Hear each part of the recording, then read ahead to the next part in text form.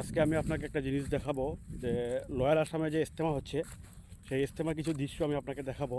এই যে দিকে দেখেন, এই যে এখানে হচ্ছে আসামের ধুবড়ী জেলায় যে ইজতেমা হচ্ছে ডিসেম্বর মাসে 21, 22, 23।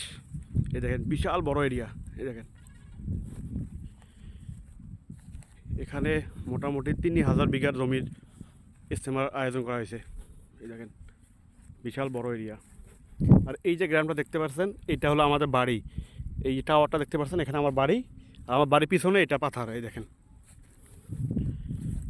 বিশাল আকৃতি, দেখেন ইজতেমা পুরো বাঁশঠার বেঁধে একদম রেডি করে রাখছে।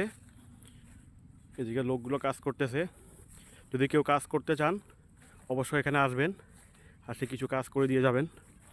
আর এখানে দেখাচ্ছি আপনাকে মেন হাইওয়ে, যেদিকে এই এটা হচ্ছে 17 নম্বর রাষ্ট্রীয় ঘাইপথ। রাষ্ট্রীয় ঘাইপথের পাশে এই দেখেন বহুত লোক আসা যাওয়া করতেছে।